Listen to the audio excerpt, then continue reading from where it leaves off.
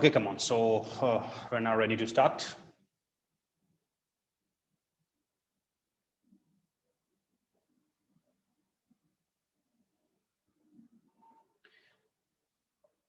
Okay, now, so the title which I usually assign to this webinar is called F9 MCQ session.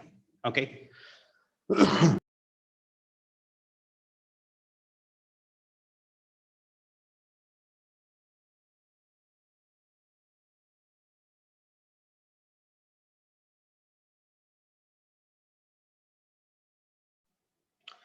So basically the title we give to this session is called F9 MCQ session, MCQ webinar.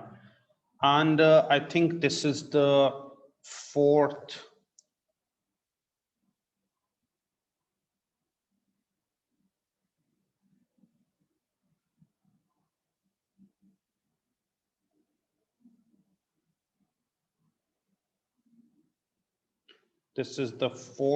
or fifth time I am doing this MCQ, okay, session.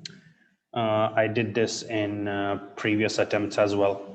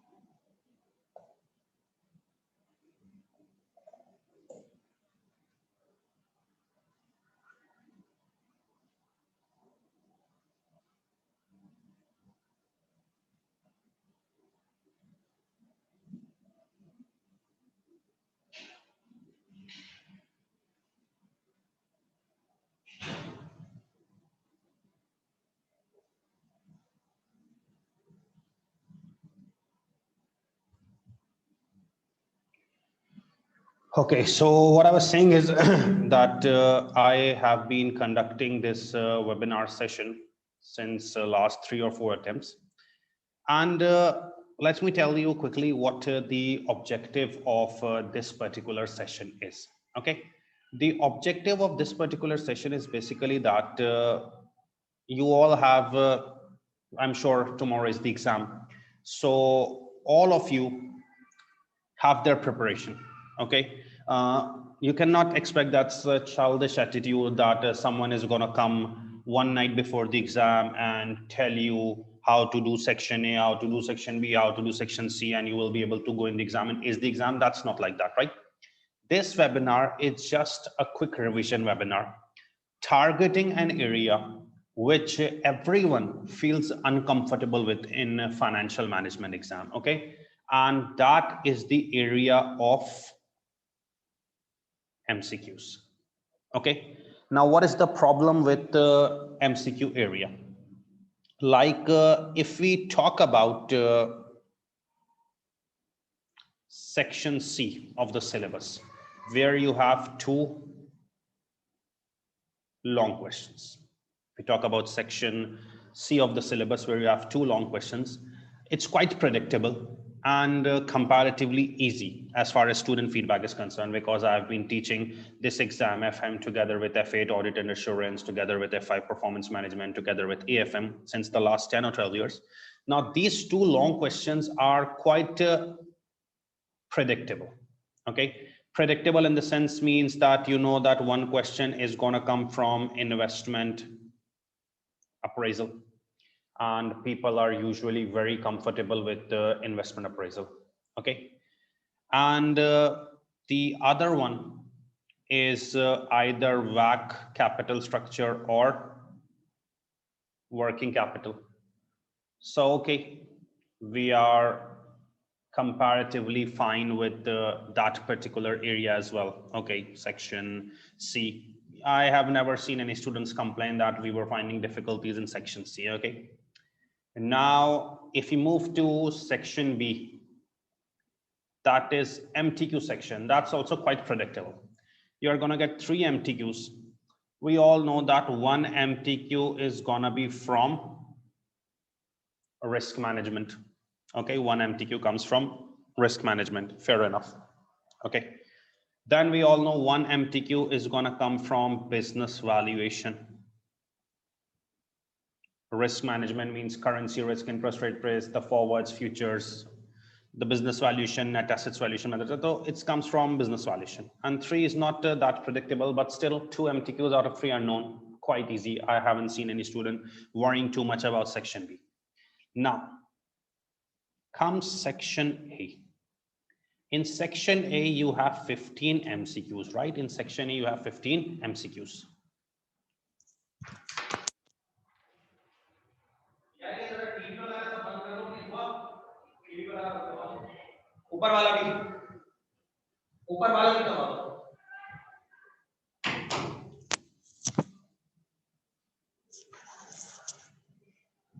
About this 15 MCQs, when a student asks the tutor or we ask the examiner that from where this 15 MCQs will come, so an answer is provided. It's from across the syllabus.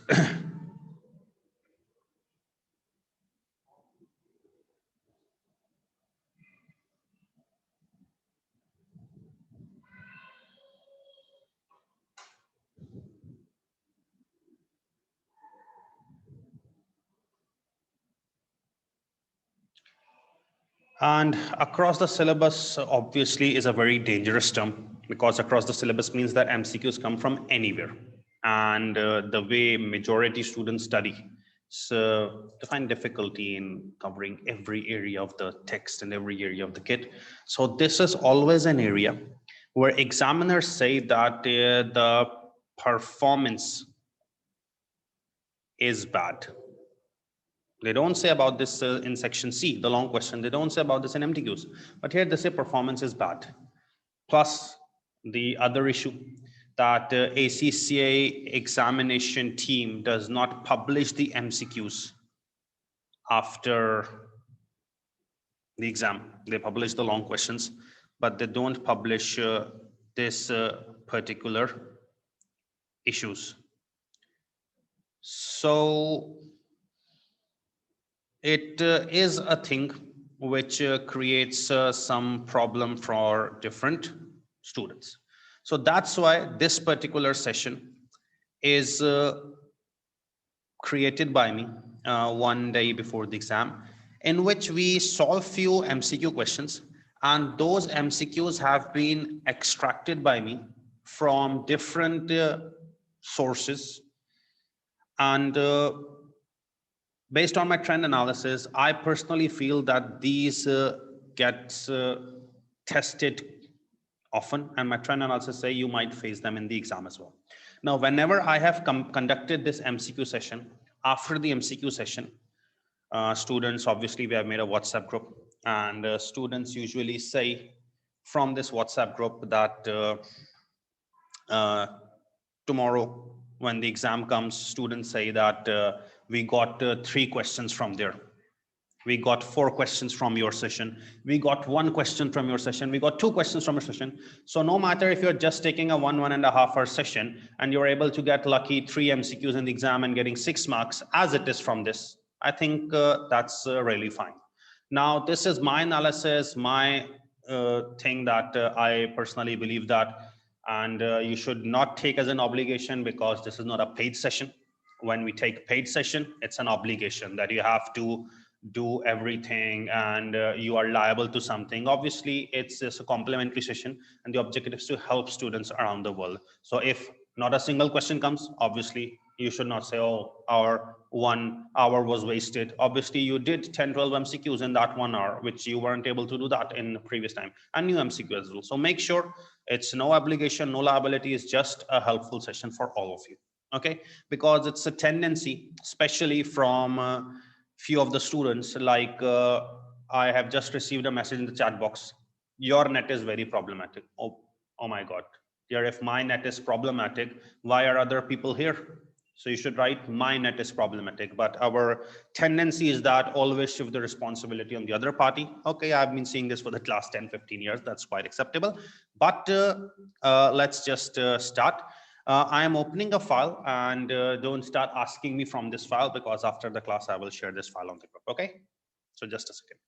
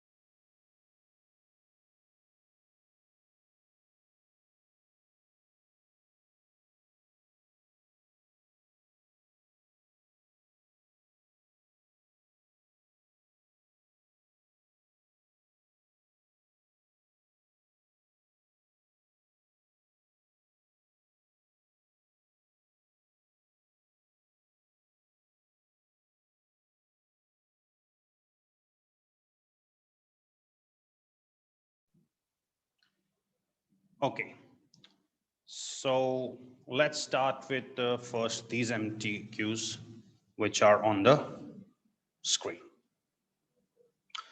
I'm muting the WhatsApp group because people are constantly disturbing others there, and we will open it after the session, okay?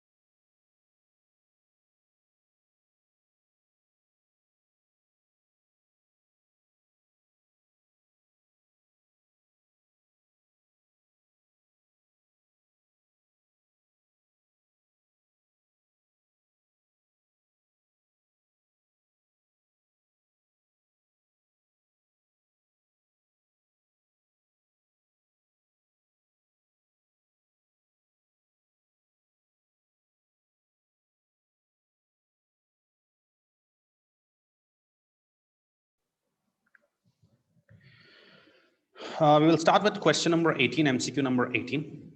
A company that has a $10 million loan with a variable rate of interest has acquired a forward rate agreement with a financial institution that offered a 3-6, 3.2%, 2.7% spread.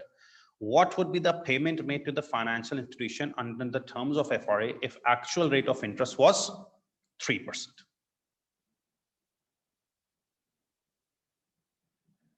I would just request people, there is so much disturbance and problems with messages. Let's just wait. We have started with question number 18 first. So whether we will get recording, whether please send the WhatsApp group link again, blah, blah, blah. Please, you need to have some patience. Don't use the chat box. Please don't use the chat box unless you have a question related query. I repeatedly said in the opening portion of the class that the session will be recorded. You will get recording. Everything has been told. Please have some patience. Let me just start the work. We have not able to start the work just.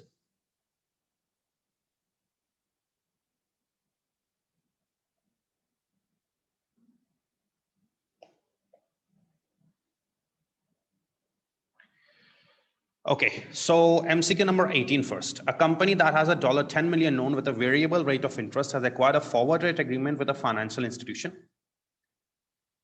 that offered a 3-6, 3.2%, that's 2.7% spread. What would be the payment made to the financial institution under the terms of FRA if actual rate of interest was 3% to the nearest dollar? Now, let's just give you a quick recap about FRA. You all know that FRA stands for forward rate agreements. FRA stands for forward rate agreements. Okay. Now, in forward rate agreements, if we say it's, let's suppose,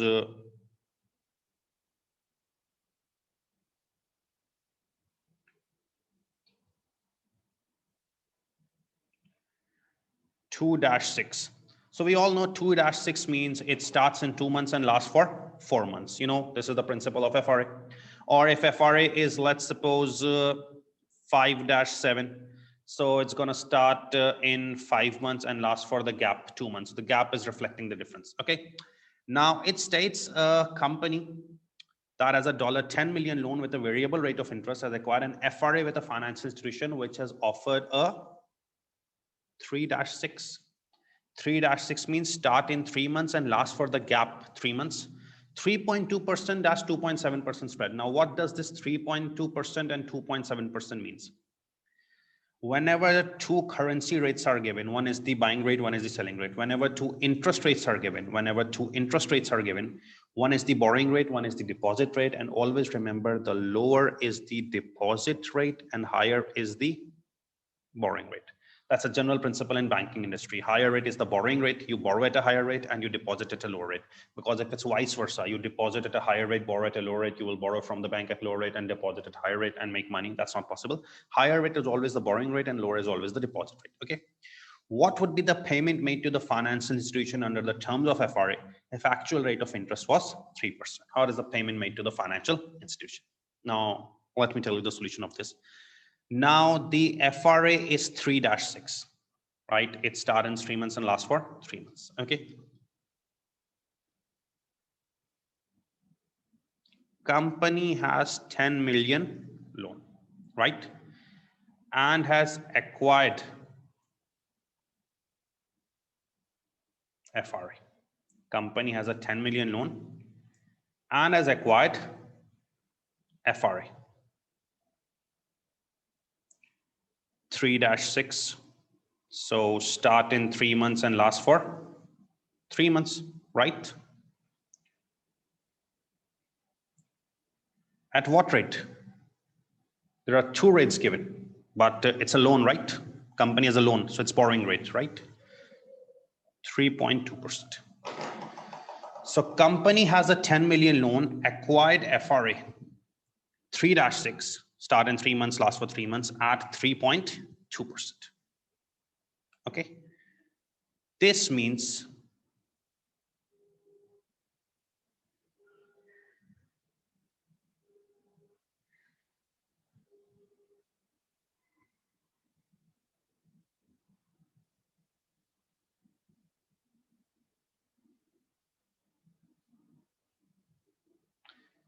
Forward rate agreement has loan, 10 million loan, acquired FRA, forward rate agreement, 3-6 at 3.2%. This means FRA, forward rate agreement,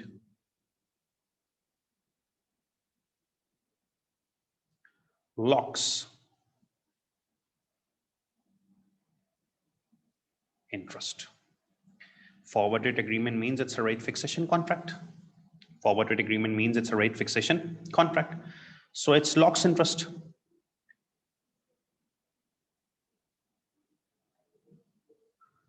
$10 million loan, you did FRA, forward rate agreement, so your interest rate is locked at 3.2%. But this 10 million loan, your interest rate is locked at 3.2%. If you multiply 10 million with 3.2%, that's per annum. You need only for 3 months. 3-6 means you only need it for 3 months. Okay, so let's just count the interest. 10 million, 3.2%, 3 by 12.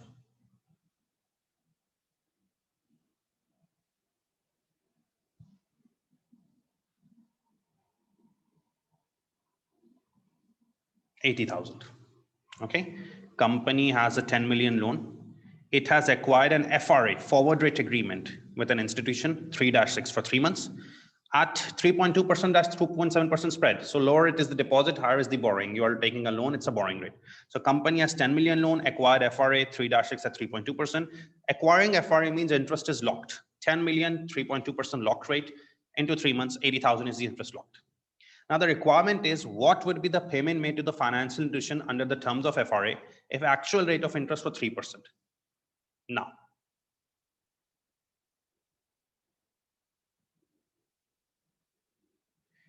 if actual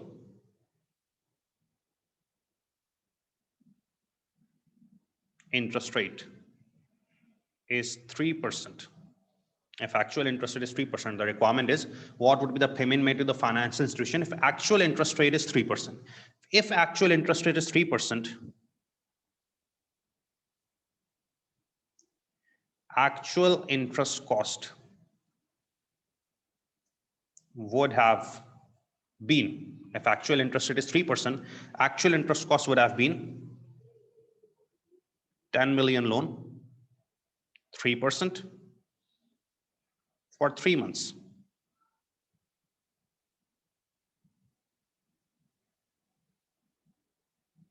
$75,000.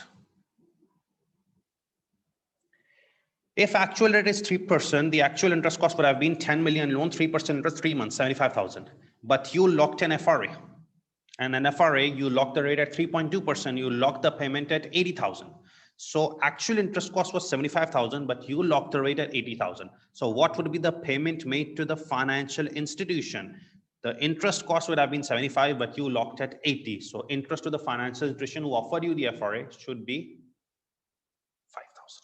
This 5,000 is the correct answer. You can quickly note this, and if you have any queries, you can ask me now in the chat box, and then we'll proceed further.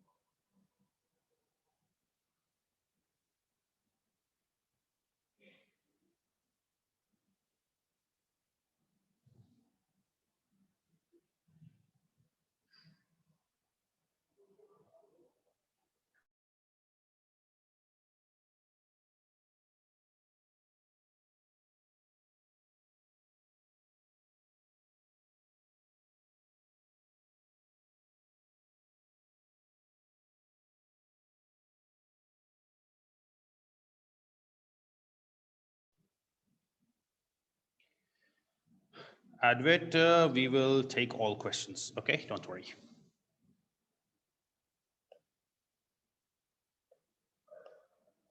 Yes, inshallah, we pay 5,000 extra. Yusuf, 3-6 means the gap is the loan period, that we take loan period as 3 months. If it's 5-7, we take for 2 months.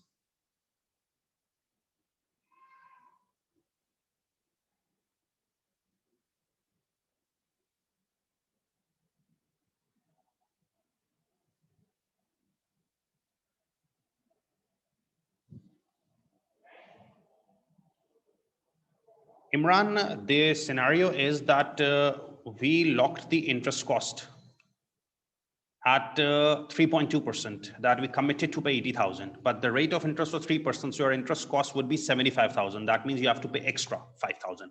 Now, had the requirement been that the interest rate is someone is asking 4%, you can calculate it. That if the interest cost is 4%, 10 million into 4% into 3 by 12, our interest cost would have been 100,000. Okay. So interest cost would have been 100,000, but we committed 80,000. We locked the rate at 80,000. So now the financial institution will pay us 20,000. Yes, Haris, that's what hedging is, that you only pay the difference. In hedging, you never pay the full amount. That's why you are hedging. Now, if the interest rate becomes 3.5%, okay, so your interest cost would be 3.5% of 10 million into 3 by 12. It's 87,500, but you committed 80,000 with the financial institution. So financial institution would pay you back 7,500. However, if the rate is less, 3%, but you committed 3.2, you have to pay him, okay?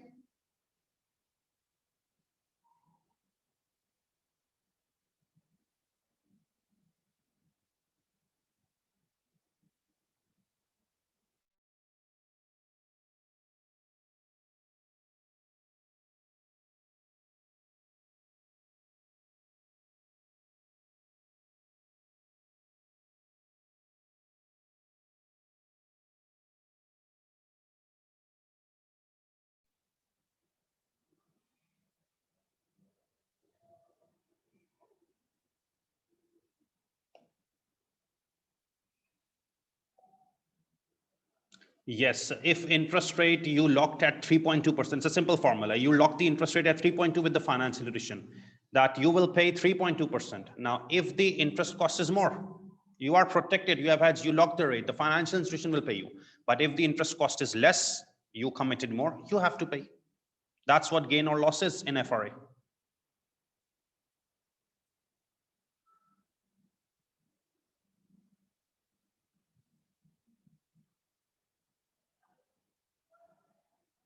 Okay, now let's move forward towards question number 17 now.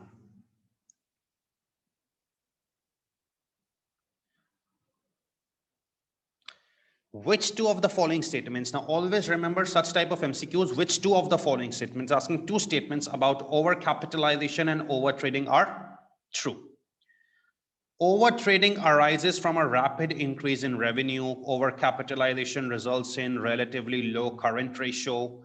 Overtrading may result in relatively high accounts payable, and overcapitalization is the result of too much short-term capital. So what we will do about this? Which two of the following statements about overcapitalization and overtrading are true? Now remember, overcapitalization when there is too much investment in current assets, okay? And overtrading when you try to do too much too quickly. Overtrading has basically four indicators: high increase in revenue, high increase in overdraft, fall in current ratio, quick ratio, and the worsening of inventory receivables payable days. So option A, overtrading arises from a rapid increase in revenue. Yes, overtrading has a symptom, high increase in revenue. So option A seems correct. Overcapitalization results in low current ratio. That's wrong, right? Why? Overcapitalization means more investment in current assets. So this will lead to a high current ratio, not low current ratio. Overtrading may result in relatively high accounts payable period. Yes, worsening of inventory receivable payable days. So high accounts payable turnover period means it's worsening. Overcapitalization is a result of too much short-term capital. Wrong. So the correct answer of this is going to be A and C.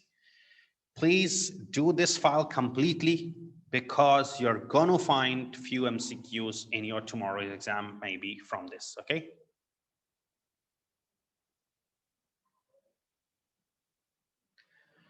Now, I received 5 answers of this question number 17 in my chat box, and all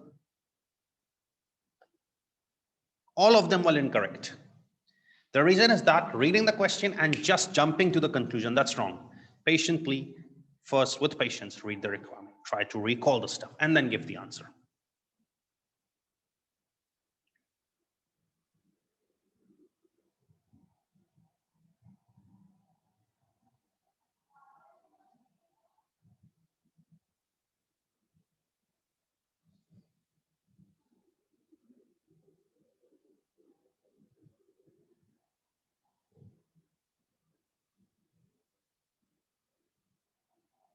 Okay, MCQ number 16 now. Which two of the following is the correct description of the net working capital? There was a typing error, I apologize. Okay, which of the following is the description of net working capital?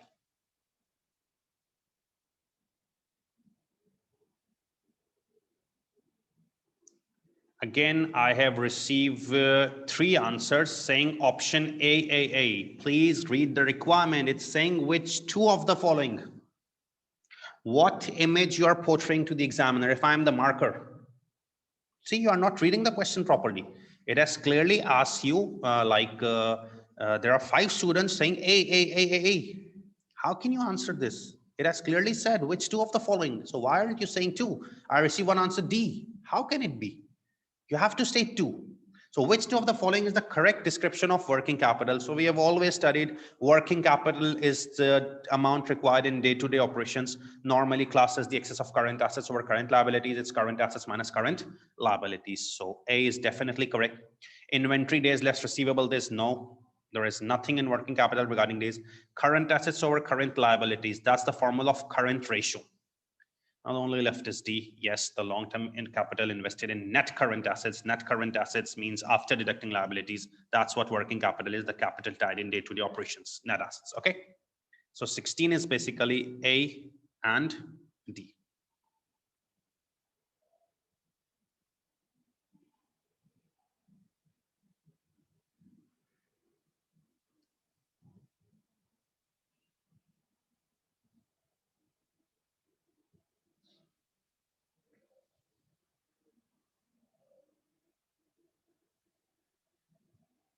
Omar, A and D means option A and D.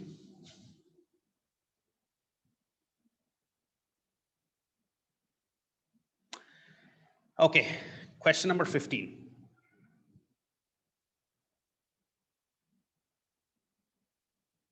A project has average estimated cash flows of 3,000 per year with an initial investment of 9,000. Depreciation is straight line with a no residual value, and the project has a 5-year lifespan. The company has a target ROCE of 15%. Okay, point to be noted, target ROCE of 15% and target payback of 25 years. ROCE is based on initial investment. Now, you know, there are 2 formulas of ROCE. Average profit over average investment and average profit over initial investment. Okay, there are 2 formulas of ROCE, average profit over average investment, average profit over initial investment. Both of these formulas are mentioned in Kaplan study text, but if examiner doesn't say anything, you can use any formula. If he says based on average investment, divided with average investment. If he says based on initial investment, use initial investment. Okay. So project has an estimated cash flow of 3,000 per year. Initial investment is 9,000. Depreciation straight line with no residual value. Company has a target ROCE of 15% and target payback of 25 years. ROCE is based on initial investment. Under which appraisal methods using the company's targets will the project be accepted? So you know the rule of NPV. In NPV, we accept project when NPV is positive, and under ROCE, we accept the project if it exceeds the target ROCE. Under payback period, we accept when it is less than the target payback. Okay, there are 4 investment appraisal techniques: NPV, IRR, ROCE, payback. The rule of NPV is positive accept, negative reject. The rule of IRR is it must exceed cost of capital.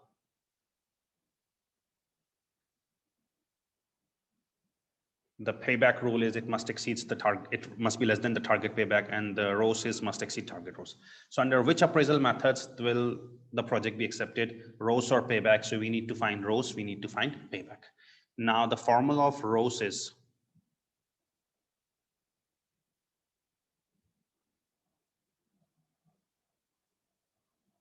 average profit over initial investment into 100, because it's stated that ROS is based on initial investment. So average profit over initial investment. Okay. Now, how is average profit computed?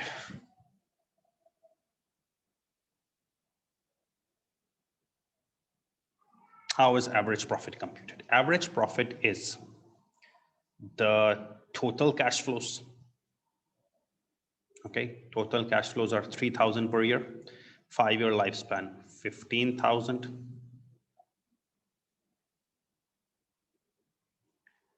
This is the total cash flows less total depreciation. So depreciation is 9,000 over life, that is 5 years. This is the formula of average profit. Total profits, cash flows, less total depreciation, which is 9,000, the whole investment cost, over life.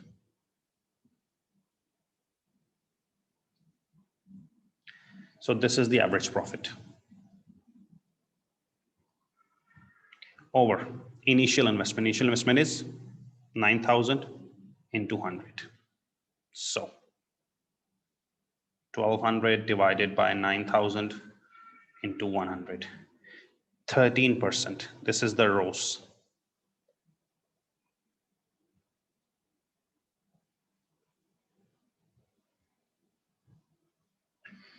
ROS is 13%, whereas target ROS was 15%. So target ROS was 15%. That means we targeted a ROS of 15%. If it's 13%, we should reject this project from the point of view of ROS. Okay. Now, cash flow is 3,000 per year. Initial investment is 9,000. If cash flow is 3,000 per year, investment is 9,000. That means you will recover your money in 3 years. Your payback is 3 years.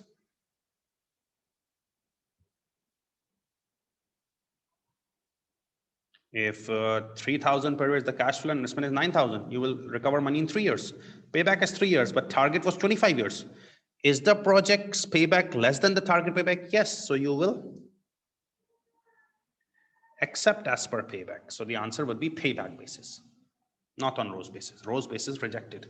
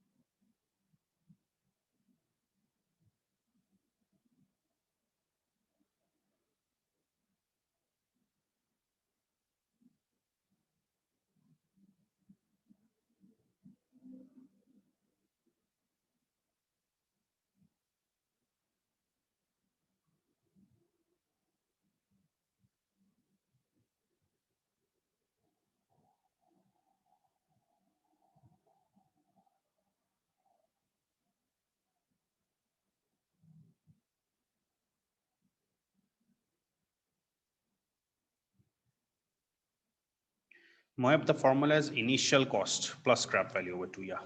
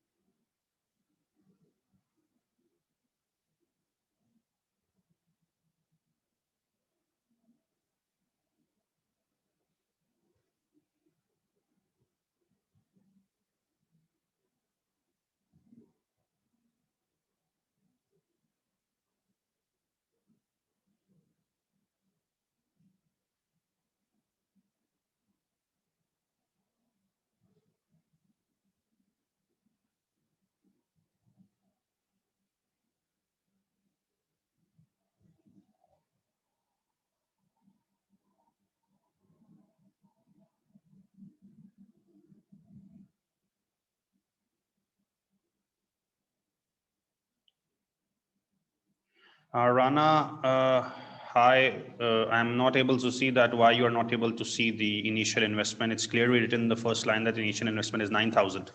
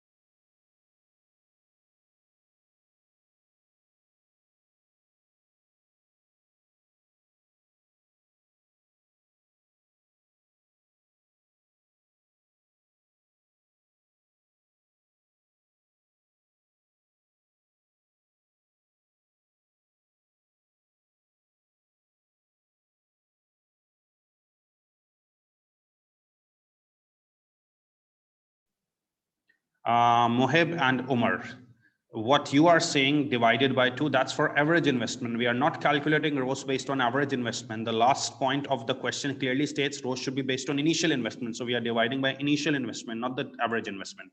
If it's average investment, then you are correct.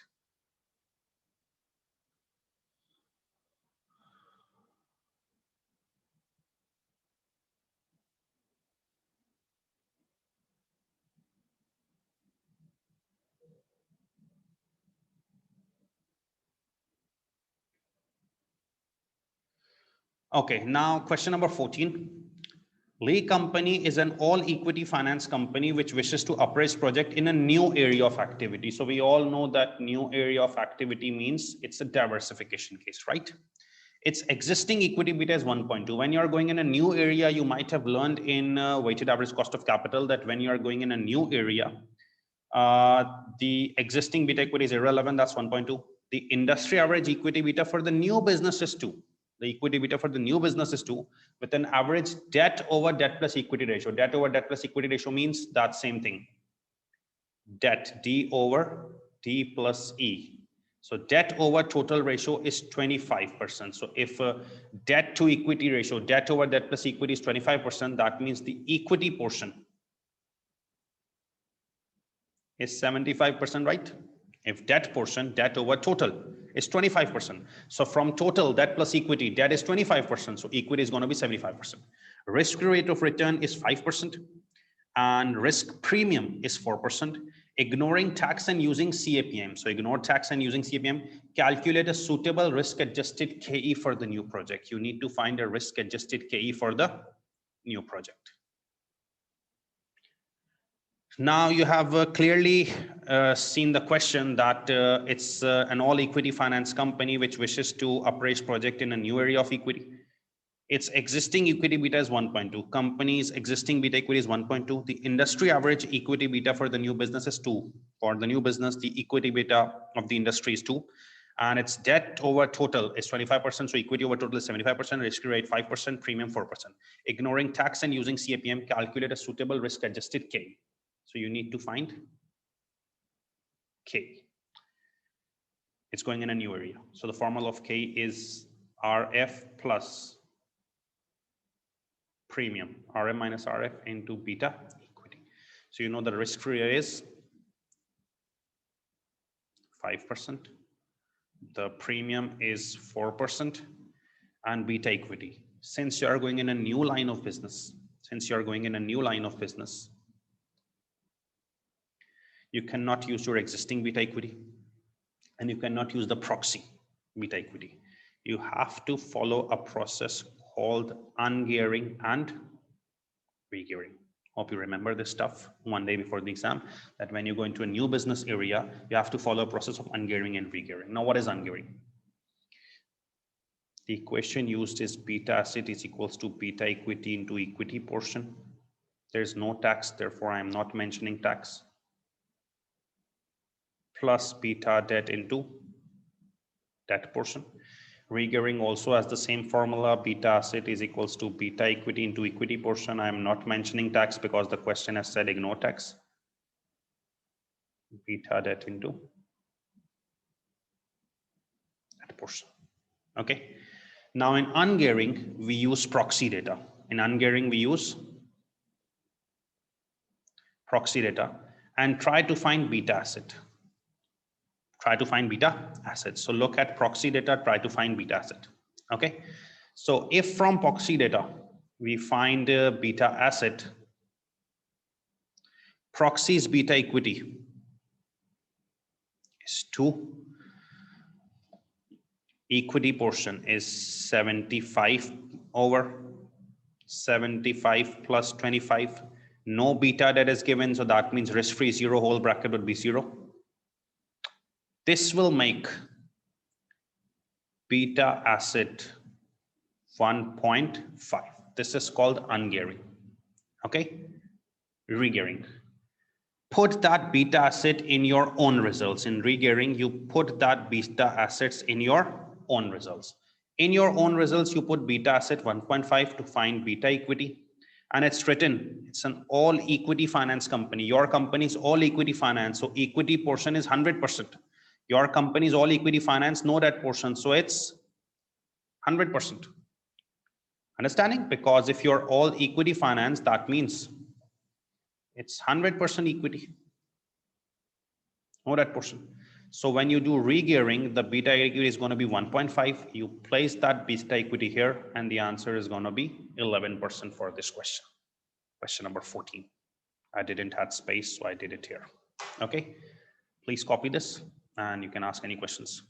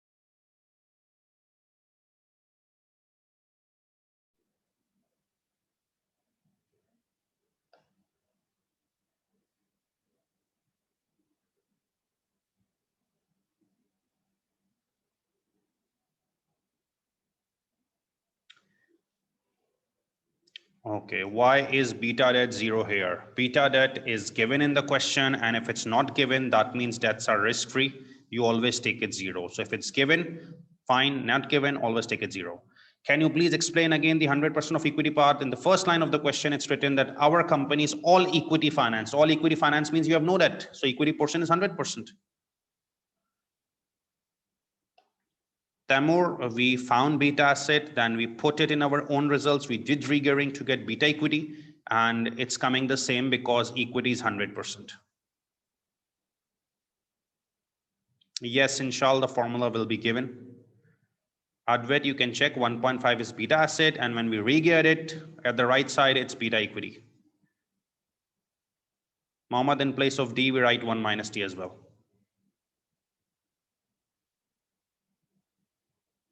Advait, it's not possible to get 2, it's 1.5. Please use the calculator.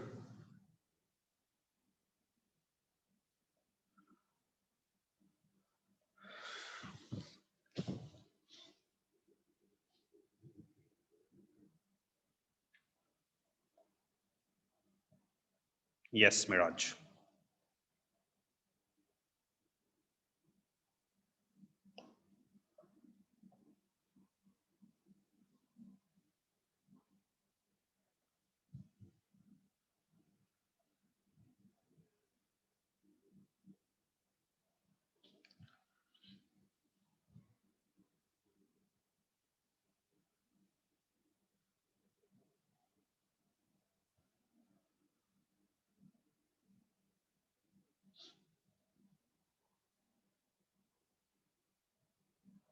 Miraj, the formula sheet is given in the exam and on the first page of the book as well. You can refer to that because we don't need to spend time here. The thing is given in part of D, in place in front of D, we write 1 minus D everywhere.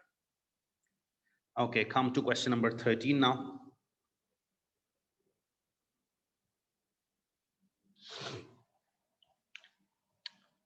Question number 13 states for the coming year, a company has budgeted sales of 2 million, 80% of which will be on credit. It expects its account receivable payment period to be 3 months. Now, accounts receivable payment period is 3 months. Okay. This is the receivable days. Receivable days are 3 months. Forecast average inventory and payable days are, sorry, forecast for average inventory and average accounts payable are 10 million and 4 million. What is the company's working capital requirement? It's asking company's working capital requirement. Now remember, working capital is current assets minus current liabilities. Working capital is current assets minus current liabilities. In current assets comes inventory, receivables. In current liabilities comes payables. Okay, so current liabilities are payables. That's 4 million. Okay, and current assets include inventory, receivables. Okay, so you have inventory of 10 million. Receivables. You have got receivable days. So from the formula of receivable days, which is receivables over credit sales into 365 or 12 months, you can find receivables. Okay, so receivable days are 3 months.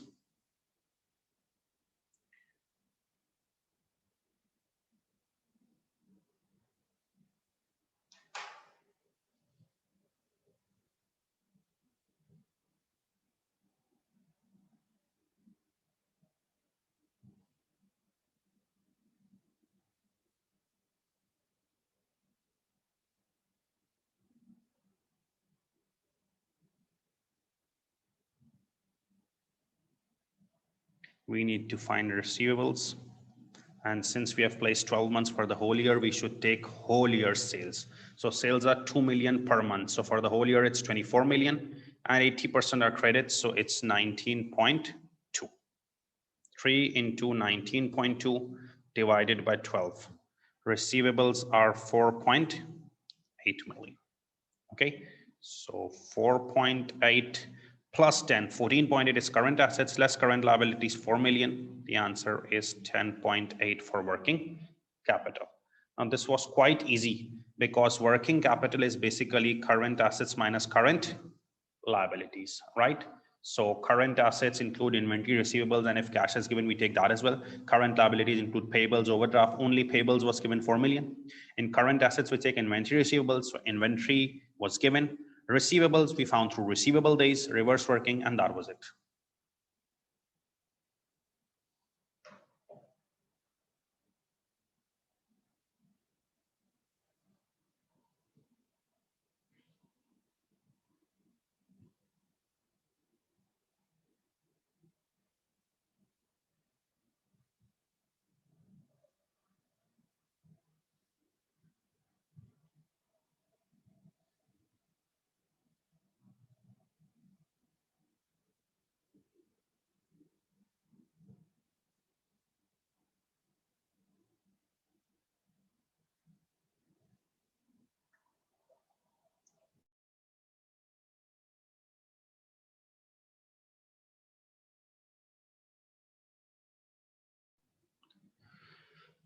We took multiply by 12. So Preet Kaur, we took multiply by 12. That means we took for 12 months. So the credit sales should also be of 12 months. 2 million is the monthly sales.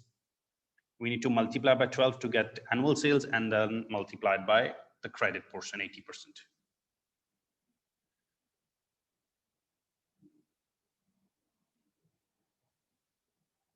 Yes, Omar, it means 40%.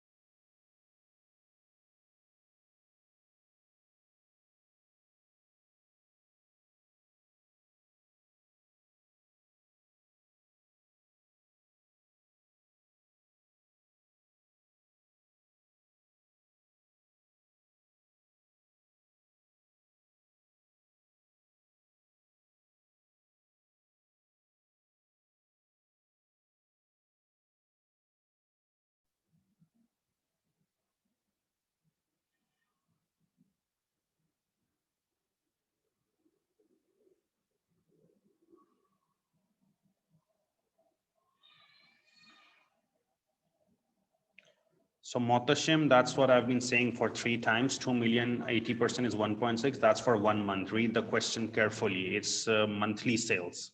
So you need to multiply it with 12.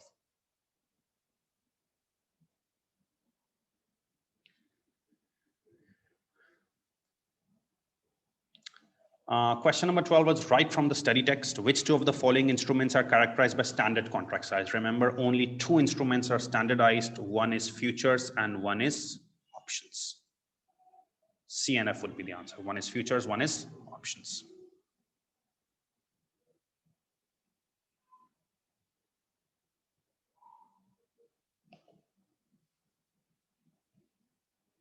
After many messages, I have shared the WhatsApp group link again.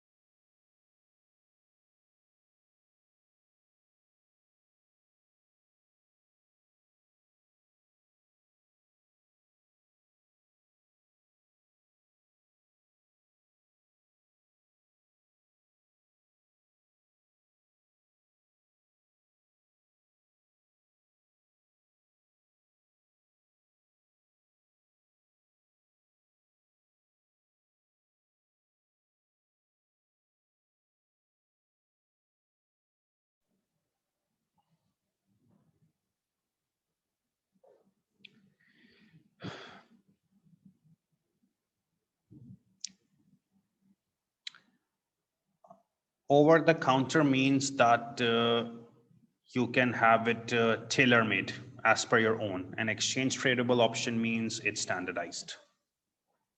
You cannot tailor it as per your own.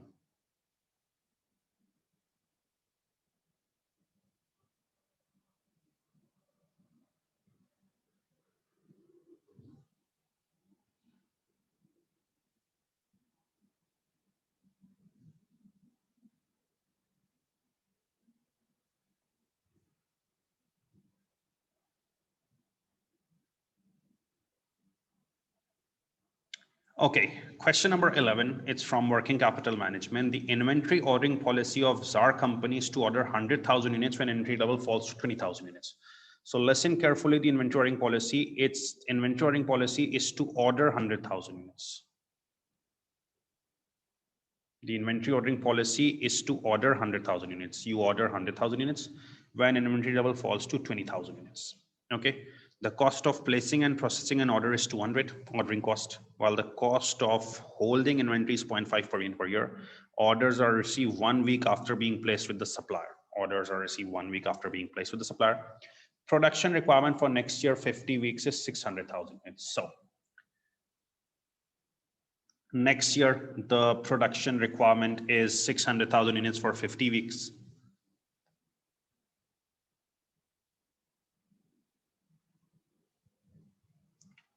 That means 12,000 units required per week. Okay. We haven't yet read the requirement. We are just working around some stuff. That inventory ordering policy is to order 100,000 units. Your policy is to order 100,000 units when inventory level falls to 20,000 units, when you have 20,000 units left. Cost of placing and processing an order is 200. This is the ordering cost, that's 200, while the cost of holding inventory is 0.5 per unit per year. Orders are received 1 week after being placed with the supplier. So when you place order with the supplier, you receive them after 1 week. Production requirement for the next year, 50 weeks, is 600,000 units. So 600,000 units is the production requirement for 50 weeks. That means it's 12,000 units per week. What is the cost of ZAR company's inventory ordering policy? So it's asking what is the cost of ZAR company's inventory ordering policy. Now, the cost of ZAR company's inventory ordering policy. Remember, if you know working capital management, the cost of inventory ordering policy is made up of 3 things. Total purchase cost, which is purchase price per unit into annual demand. Total ordering cost, that's C0, ordering cost per unit into number of orders, what's annual demand over order size. Okay, number of orders is annual demand over order size, and total holding cost, that's CH into average stock.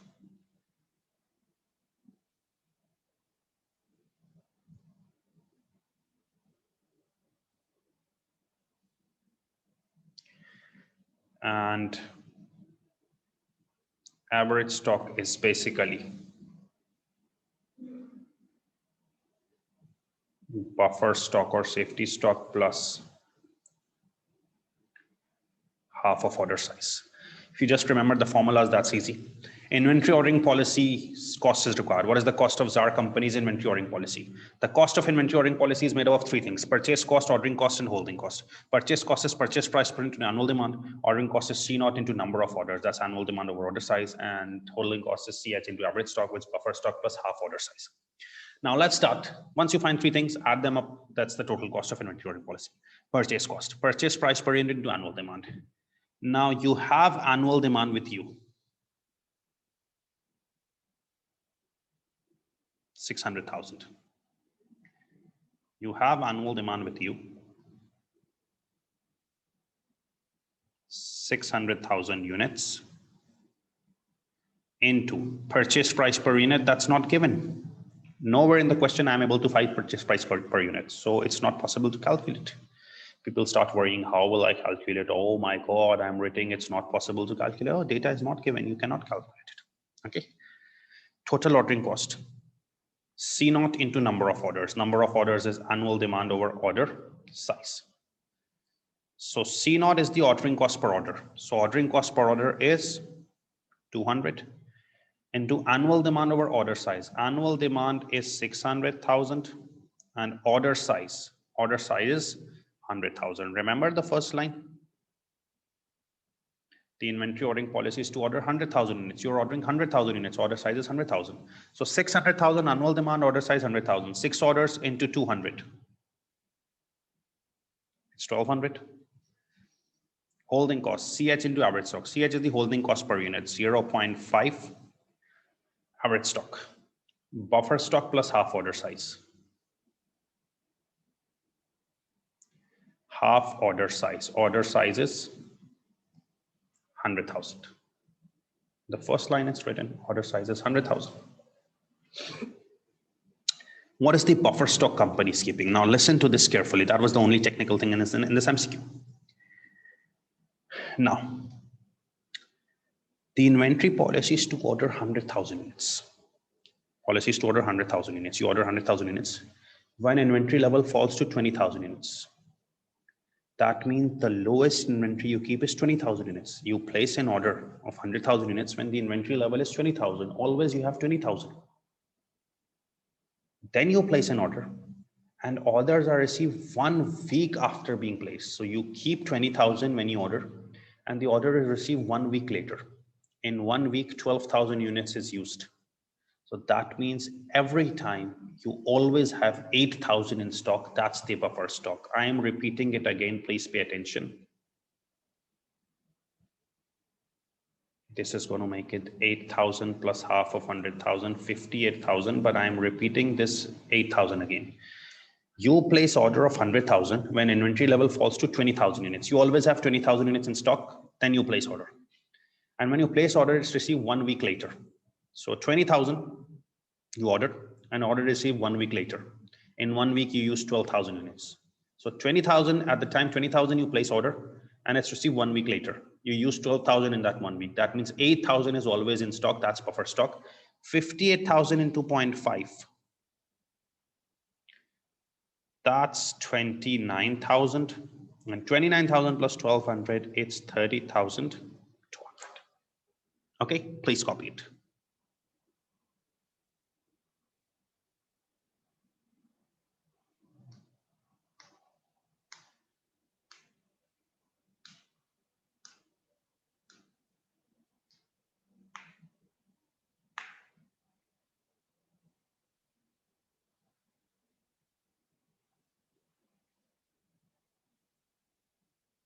Imad, it's clearly written 600,000 units is the production requirement for 50 weeks. So 12,000 is per week.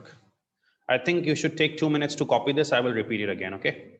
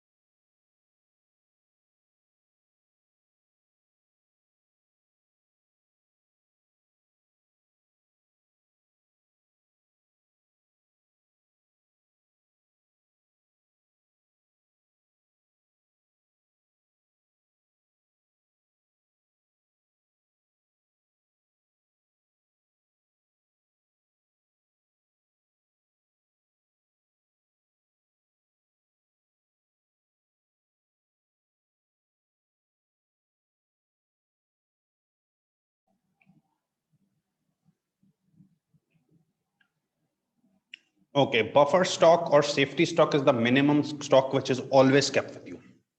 So listen to the first line before understanding this and the last line. The last line is production requirement is 600,000 units for 50 weeks. So 600,000 units is the production requirement for 50 weeks. That means weekly requirement is 12,000 units. Okay, you should understand 12,000, we use it per week. Now look at your inventory ordering policy. You order 100,000 units when inventory falls to 20,000 units. So when 20,000 units is there, you place an order. Now 20,000 units is there when you place an order. You place an order of 100,000 units when inventory level falls to 20,000 units. When it's 20,000 units, you place an order. An order is received 1 week later. So you place order on 20,000 units and it's received 1 week later. In that 1 week, you will be using 12,000. So when the new order arrives, you will always have 8,000 units in stock. That's your buffer stock. Okay.